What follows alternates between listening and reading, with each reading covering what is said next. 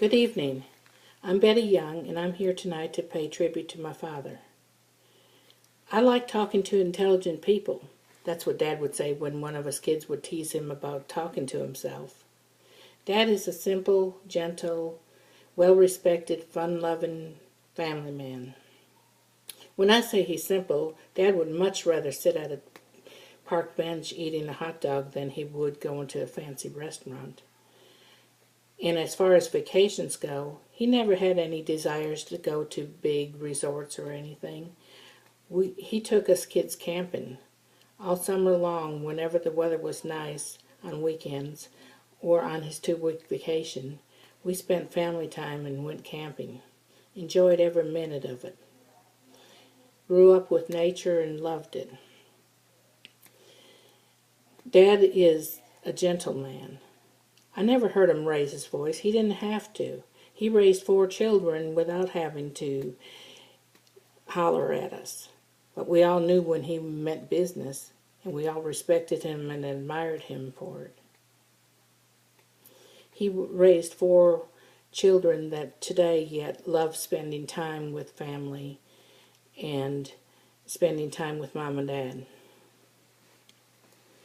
When I say he's fun-loving, that's the best part of Dad.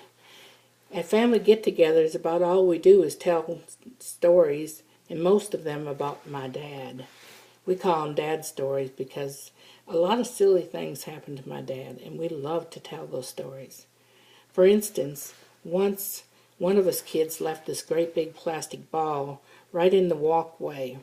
Dad was trying to carry lumber from the garage to the basement for one of his remodeling projects, which he always did. And the ball was in his way, so he gave it a good kick. Well, that ball bounced up against the house and came back and hit him flat in the face. Then there's the time that he had a little bit too much to drink at the Eagles meeting. He came home and was hungry, so he decided to fix himself a sandwich. Well, this was when cheese first came out in the individual wrappers.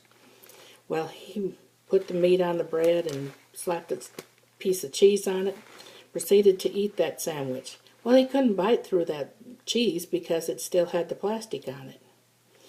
So he fought with the sandwich for a while and finally gave up and just threw it on the counter. The next morning, my mother got up and found the cheese with teeth marks all over it. It's stories like that that we love to tell at family get-togethers now. Dad loved spending time with his family, but he was well respected from his colleagues and friends, and he had friends and still has friends, lifelong friends. For instance, one of them just passed away this past summer, but Dad and Alex had been friends since the first day of first grade, and they remained friends all this time. Dad's going to be 90 this year, and he still respects and loves my mother. They've been married 66 years, and he loves her as much today as he did the day that he met her.